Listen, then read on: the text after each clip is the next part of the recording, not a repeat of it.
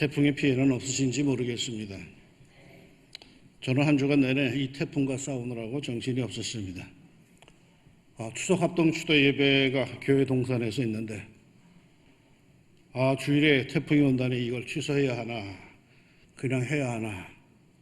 1년에 한 번 합동 추도 예배에 찾아오는 옛 교우들도 있는데 별의별 생각을 다하며 한 주간 기도하면서 저는 보냈습니다.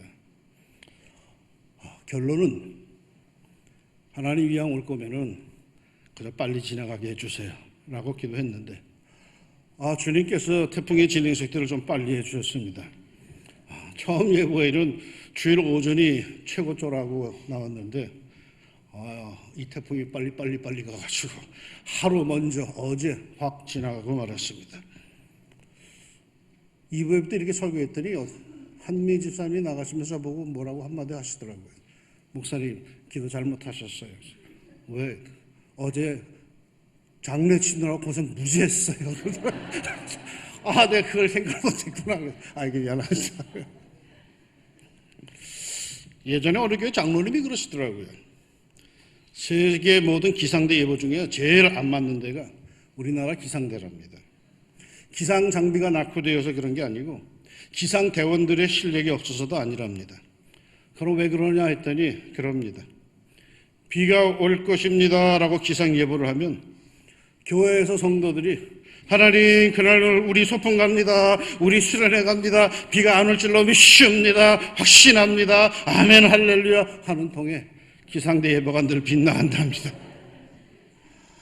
우스개 이야기지만 뼈가 있더라고요.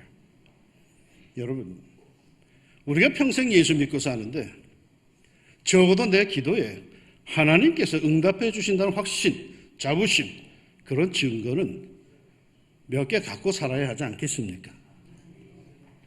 내 마음의 소원대로 허락하시고 내 모든 계획을 이루어 주시기를 원하노라. 우리가 너의 승리로 말미암아 개가를 부르며 우리 하나님의 이름으로 우리의 깃발을 세우리니 여호와께서 내 모든 기도를 이루어 주시기를 원하노라. 여호와께서 내 모든 기도를 이루어 주시기를 원하노라. 교회와 성도들의 기도에 우리 하나님께서 응답하시어 여러분의 마음의 소원이 이루어지기를 축원합니다. 오늘 본문의 주인공은 고넬료입니다. 그는 로마 사람이죠. 학자들의 연구에 따르면 그는 주전 8년에 1만 명의 노예를 해방시킨 유명한 장군 퍼블리우스 코넬리우스 슐라의 후손으로서 아주 뼈대 있는 명문 집안이라고 합니다. 그는 로마 군인으로서 100명의 부하를 거느린 백부장, 로마군 장교였습니다. 가이사라에 주둔하고 있는 로마 군대의 핵심 장교였죠. 그가 가이사라에 와 있는 것은 정복자로서, 통치자로서 와 있습니다.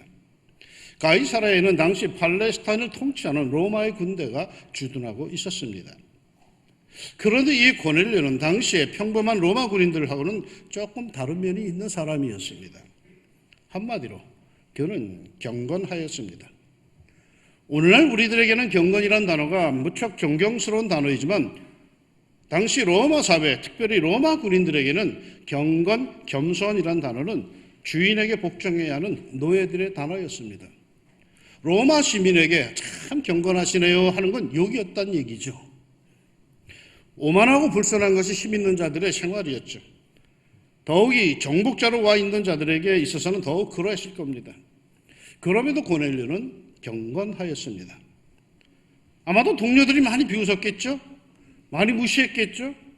그럼에도 그는 경건한 삶을 살았습니다. 그런데 뭘 보고 그가 경건하다고 말하는 걸까요? 점잖게 걸어다니는 게 경건합니까? 성경 찬송가를 들고 다니면 경건합니까? 경건의 요소는 뭘까요? 고넬료가 경건의 세 요소를 이렇게 보여줍니다. 먼저 그는 하나님을 경외하였습니다. 경외하였다는 것은 하나님을 정확히 알고 섬겼다라는 것은 아닙니다. 그는 이방인으로서 율법을 제대로 잘 모릅니다. 그저 창조주, 조물주가 하나님인 것을 알고 그를 두려워하여 섬겼음을 말합니다. 다시 말하면 종교심이 그에게 있었다라는 거겠죠. 자기보다 더 나은 존재, 이 세상의 역사를 한 손에 쥐고 이끌며 심판하실 존재, 정의와 선을 보장하고 지켜주는 존재, 이 세상을 만드신 무한하신 존재, 그 하나님을 인정하고 두려워 경배하는 삶을 살았다는 거겠죠. 하늘이 두렵지 않느냐라고 할 때 정말 하늘을 두려워할 줄 아는 그런 종교심이 그에게 있었다라는 것입니다. 요즘엔 하나님을 두려워할 줄 모르는 사람들이 많습니다. 천하에 자기가 최고인 줄 알고 세상의 권세를 손에 잡았다고 아나무인격으로 교만한 사람들이 참 많습니다. 무서운 하나님의 공의를 두려워할 줄 모르고 제멋대로 사는 사람들, 제멋대로 말하고 지멋대로 행동하는 사람들이 참 많습니다.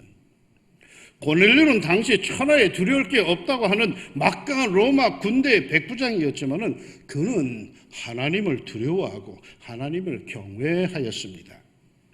그리고 말이죠, 그는 백성을 많이 구제하였다라고 합니다. 구제하였다라는 것은 어려운 사람들 많이 도와줬다는 뜻이겠죠. 사랑을 베풀고 물질을 베풀며 인자한 삶을 살았습니다. 그는 가이사라의 정복자로 와 있습니다. 그래서 오히려 빼앗는 것이, 탈취하는 것이 정복자의 자연스러운 모습일진데 그는 도리어 그 유대인들을 돕고 구제하였답니다. 그리고는 그는 항상 기도했습니다. 그가 기도 생활한 것은 당시 유대인들이 하던 기도 습관대로 하루에 3차례 9시, 12시, 3시였습니다. 유대인들이 그렇게 기도하는 걸 보고서 그들 앞에 따라서 했을 것입니다. 철저하게 기도 시간을 정해놓고 그 시간에 맞춰서 그저 세상을 향하던 자신을 하나님께로 돌려놓는, 하나님께로 향하는 기도의 생활에 열심이었습니다. 이상과 같이 하나님을 경외하고 구제하며 기도하는 것이 경건의 세 요소 같아요. 경건하다라고 하는 것은 방언을 말하고 능력을 행하고 예언을 하며 신비한 힘이 있다라는 게 아닙니다. 하나님을 경외하며 어려운 사람들을 돌아보고 그리고 끊임없는 기도 생활로 자기의 삶이 이루어진 사람들을 보고 경건한 사람이라고 이렇게 불러줍니다. 경건한 삶을 원하십니까? 경건한 사람이란 평을 듣고 싶으십니까? 이 3가지 요소를 기억합시다. 자기의 삶 속에 채웁시다. 그래야만 사람들은 여러분을 경건한 사람으로 존경할 것입니다. 그런데 본문을 자세히 보면요, 고넬료 혼자 이렇게 경건하게 산 것이 아닙니다. 온 집안과 더불어 그렇게 살았다라고 합니다. 가장인 고넬료 혼자 그렇게 산 것이 아니고 식구들 모두가 다 그렇게 살았다는 겁니다. 나중에 베드로가 왔을 때의 그 모습을 보아도 식구들 모두가 베드로를 기다렸고 말씀을 듣고 성령을 받고 식구들 모두가 다 함께 그 자리에서 세례를 받았습니다. 요즘에는 신방 가면 아이들은 모두 다 내보내죠. 그리고 어른들만 모여서 예배를 드리는데 제가 어릴 때까지만 해도 이런 고넬료 가정의 모습들이 있었습니다. 제 어릴 때 기억으로는 그때는 신방을 주로 목사님들이 밤에 하셨죠. 낮에는 사람이 없으니까. 밤에 신방을 오시면 그저 자던 아이들까지 다 깨워가지고 어른들과 함께 목사님을 모시고 예배드리던 기억이 있습니다. 고넬료 가정이 그랬습니다. 가장과 어른만이 천국 가려고 경건한 생활을 한 것이 아니라 온 식구가 다 함께 경건한 하나님의 백성의 생활을 하였습니다. 장로님만 경건한 것이 아니라 장로님 가정이 말이야. 권사님만 경건한 것이 아니라 권사님 온 가족이 경건하였습니다. 세상 풍조를 따르지 않고 온 가족이 한 마음으로 경건하게 하나님을 경외하며 구제하며 늘 기도하는 그런 가정이었습니다. 여러분, 이런 가정에 하나님의 은총이 임합니다. 여느 때와 다름없이 경건대에 기도하는 고넬료에게 천사가 찾아옵니다. 그리고는 베드로를 청하라고 일러주는데 그 말 중에 이 세상에서 복된 가정이 어떤 가정인지 하는 것을 보여주고 있습니다. 천사는 이렇게 말하죠. 내 기도와 구제가 하나님 앞에 상달되어. 이 말씀에 의하면 기도하고 구제한다고 무조건 하나님 앞에 이르는 것은 아니다라는 걸 알 수 있습니다. 내가 아무리 기도하고 내가 아무리 많은 구제를 하여도 하나님 앞에 상달되지 않는 것이 있다라는 것입니다. 우리는 그저 내가 기도만 하면, 내가 구제만 베풀면 하나님은 싫든 좋든 무조건 받아야 하고 들어야 하는지 아는데, 오늘 이 천사의 말에 의하면 하나님께 이르지 아니하는 기도와 구제가 있다라고 합니다. 대표적인 것이 성경에 보니까 가인의 제사였습니다. 그는 동생 아벨과 함께 제사를 드렸는데 하나님께서는 가인의 제사를 받지 않으셨습니다. 하나님의 백성으로서 하나님께서 받지 않는, 하나님께 연락되지 않는 예배를 드린다는 것이 얼마나 괴로운 일인지 아십니까? 이 고통 속에 가인은 급기야 동생 아벨을 시기하여서 살인까지 하게 됩니다. 요즘 우리들의 생활은 어떠합니까? 뭔가 안정되지 못하고 하나님의 인정을 받지 못한다고 느끼지는 않으십니까? 분명한 이유 없이 불안하고 짜증나고 하지는 않으십니까? 우리들에게 있어서 가장 중요한 관계인 하나님께 드리는 예배가 잘못되었을 경우 여러분 우리들의 생활은 까닭을 알 수 없이 불안해집니다. 뭔가 분주해집니다. 산만해집니다. 그러게 다윗은 시편 19편 14절에서 나의 반석이시요 나의 구속자이신 여호와여 내 입의 말과 마음의 묵상이 주님 앞에 연락되기를 원하나이다 기도합니다. 내 입의 말과 내 마음의 묵상이 주님 앞에 연락되기를 원합니다. 한 20여 년 전에 제자입니까? 라는 유명한 책이 하나 있었습니다. 제자입니까? 라는 책을 써서 유명해진 남미 후안 카를로스 오르티즈란 목사님, 그분이 또 다른 베스트셀러 하나 냈는데 그 당시에 제가 그 책 제목을 기억합니다. 왜냐하면 그 책 이름이 굉장히 길었습니다. 책 제목이 이렇습니다. 우리 기도의 대부분은 하늘나라에서 잡동사니 우편물처럼 취급당합니다. 이게 책 제목이에요. 우리 기도의 대부분은 하늘나라에서 잡동사니 우편물처럼 취급당합니다. 하나님께 드려진 기도와 구제가 하나님의 존재는 이루지도 못하고 휴지 취급을 받을 수 있답니다. 진실과 정성과 겸손과 참된 사랑에 결여된 기도와 구제는 하나님께서 받지 않으신답니다. 나는 따다다다다 떠들어다가 속 시원해서 돌아갈지 모르지만 그 기도는 하나님께 이루지 못하고 그냥 사라질 수도 있답니다. 그것들은 단지 우리들의 종교적 만족을 위한 행위일 뿐입니다. 하나님께서 기쁘게 받으실 구제와 하나님께 기쁘게 받으실 기도를 합시다. 고넬료의 가정은 기도와 구제가 늘 하나님 앞에 상달되는 하나님께서 기쁘게 받으시는 복된 가정이었습니다. 그러나 어디 그뿐입니까? 천사는 말이죠. 그들의 기도와 구제가 상달되므로 하나님께서 기억하신 바가 되었다라고 합니다. 하나님의 기억 속에 늘 남는 사람, 복된 사람이죠. 어떤 사람을 만났을 때 나는 반가워서 아는 척을 하면서 나의 이름까지 밝혔는데 상대방이 잘 모르겠는데요 하면 얼마나 자존심이 상합니까? 그런데 하나님께서는 고넬료 가정을 늘 기억하셨다라고 합니다. 여러분, 늘 기억 속에 남는다는 것은 그만큼 관심이 간다는 말입니다. 고넬료의 가정은 하나님의 기억 속에 복받는 가정이 되었습니다. 하나님의 기억하신 바가 됐다는 것이 왜 축복일까요? 바로 이것 때문입니다. 천사는 내 기도와 구제가 하나님 앞에 상달되어 기억하신 바가 되었으니 하면서 이어서 가르쳐 준 것이 있는데 그것은 욥바에 와 있는 베드로를 불러오라는 것이었습니다. 하나 여쭐까요? 이 경건한 고넬료가 구원받았을까요? 그는 언제 구원받았죠? 구제할 때요? 기도할 때요? 경건하다고 해서 자동으로 다 구원을 받는 겁니까? 법 없이 살 수 있는 사람이다, 그런 착한 사람이다 하면 다 구원을 받는 겁니까? 아닙니다. 구원은 예수를 통하여 주어진다고 성경이 분명히 말합니다. 다른 이로서는 구원을 받을 수 없나니 천하 사람 중에 구원을 받을 만한 다른 이름을 우리에게 주신 일이 없습니다. 아무리 착하게 살아도 아무리 선하게 살아도 많은 구제를 하여도 법 없이 살 사람이라고 사람들이 인정을 해 주어도 예수를 통하지 않으면 구원받지 못한다는 것이 성경의 가르침입니다. 그런데 말이죠, 유감스럽게도 고넬료는, 그 좋은 고넬료는 아직 예수를 몰라요. 그러게 늘 고넬료의 기도와 구제를 받으시며 그를 기억하시는 하나님께서 고넬료의 가정을 가만히 들여다보니 그 좋은 고넬료 가정이 아직 예수를 몰라? 인간적으로 대단히 괜찮은 경건한 가정이었는데 그는 아직 예수를 몰랐고 그렇게 아직 구원의 반열에 서지를 못했어. 그래서 하나님께서는 천사를 통하여서 신비한 방법으로라도 고넬료의 가족 구원을 챙기시면서 역사를 하시는 겁니다. 그냥 내버려 두면은 그 착한 고넬료 가족이 구원받지 못하겠다 싶어가지고 안타까워서 신비한 방법 천사를 동원해서라도 대사도 베드로를 청하라고, 그래서 예수 믿고 구원받으라고 하나님께서 고넬료 가정에 그렇게 은총을 베푸십니다. 여러분, 전도받는 건요, 천사가 전도하는 거 아닙니다. 사람이 하는 겁니다.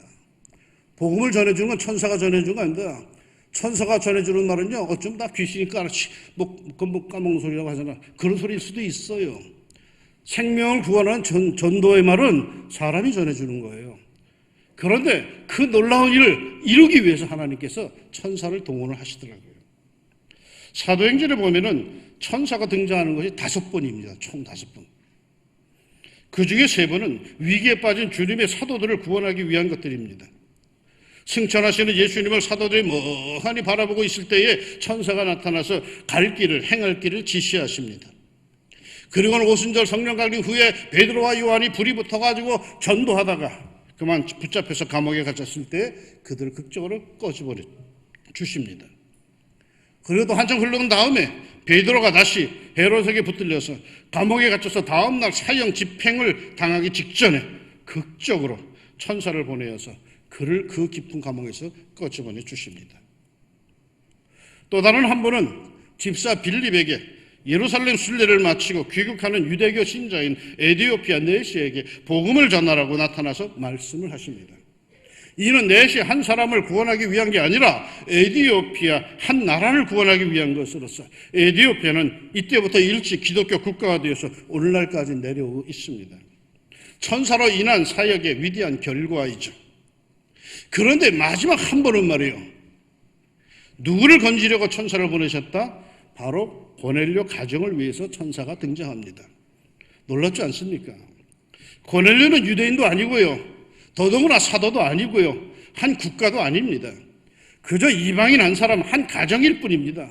이 이방인을 위해서 천사를 동원하시면서까지 그 가정을 챙기시고 구원하시는 하나님이십니다. 하나님께서 늘 들여다보시면서 챙겨주시는 가정은 여러분 복된 가정입니다. 우리가 일일이 다 기도한다 하지만 이 복잡한 세상에서 어찌 우리가 모든 것을 다 완벽하게 스스로 챙길 수가 있겠습니까? 한 번은 제가 자리에서 일어나서 안경을 찾는데 안경이 보이질 않아요. 이놈의 안경이 어디 갔지? 근데 안 보여. 그래서 안경 어디 뒀어? 그랬더니 날 보고 윗사람이 그래요. 눈이 있잖아요. 이거 여기 있어. 이걸 안 벗고 잔 거예요. 나만 그런 거 아니에요. 한 번 집사람이 막 분주하게 뭘 찾아. 뭘 찾아? 휴대폰이 안 보여, 휴대폰이. 그래서 내가 보고, 그 손에 잡고 있는 건 뭐야? 이걸 잡고서 휴대폰이 어디 있냐고 막. 여러분, 우리는 갈수록 말이죠, 누군가 챙겨줘야겠더라고. 챙겨줘야 돼. 그런데 고넬료의 가정은 하나님께서 챙겨주시더라고. 하나님께서 챙기셔. 고넬료의 가정의 앞길을 챙기시는 비서는 세크레터리인 말이요, 하나님이시더라고요. 하나님께서 고넬료의 가정을 잘 보시면서 뭐가 부족한가, 뭐가 넘치나, 뭐가 불필요한가, 어떻게 해야 될까, 하나님께서 챙겨주시더라고요. 그가 그렇게 기도 생활을 잘했다고 하지만 완벽한 기도가 올려졌겠어요? 허술한 게 많겠죠. 그런데도 하나님께서 대신 그의 가정을 챙겨주시더라고요. 복받는 가정 아닙니까? 하나님께서 챙겨주시는 가정. 이번 추석에 모이는 여러분의 가정이 모두 이러한 하나님이 챙겨주시는 복받는 가정이 되기를 소망합니다. 그러기 위해서는 말이죠, 여러분 가정이 온 집으로 더불어 경건되이 생활하기 바랍니다. 믿음이 조금 부족하더라도 이 어두워가는 세상을 쫓지 말고 경건된 밝은 생활을, 빛과 소금의 생활을 하기를 바랍니다. 또한 그것을 자녀들에게 가르칠 수 있기를 바랍니다. 그래서 여러분의 정성과 기도와 구제가 늘 하나님께 연락되는 그런 가정이 되기를 축원합니다. 하나님께서 언제나 여러분의 가정을 기억하셔서 들여다보시는 가정이 되기를 축원합니다. 늘 주님께서 부족한 것을 챙겨주시는 그런 가정이 되기를 축원합니다. 온 집안 가다 보라. 예수 잘 믿고 하나님 잘 섬겨 하나님의 챙겨주심과 축복이 가득한 복된 가정이 되기를 우리 복의 근원이 되시는 우리 구주 예수님의 이름으로 축원합니다. 기도합시다. 하나님 아버지, 예수 잘 믿게 해주옵소서. 하나님 공경 잘하게 해주시고 살면서 움켜쥐는 것이 능사가 아니라 베풀며 구제하며 살게 하여 주시고 늘 하나님께 기도하며 사는 그런 믿음의 가정 되게 하여 주옵소서.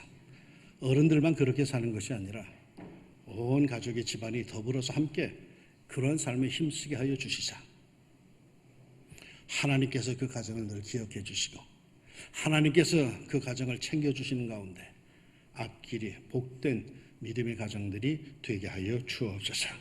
하나님, 이번 명절에 모이는 믿음의 집안들 우리 왕중 가족들에게 특별한 이 사랑 허락하여 주시사 주님 잘 섬겨 정말로 하나님께서 늘 챙기시고 기뻐하시고 복주지 아니하시는 견딜 수가 없는 심정에 그런 좋은 믿음의 가정들 다 되게 하여 주옵소서. 예수님의 이름으로 기도합니다. 아멘.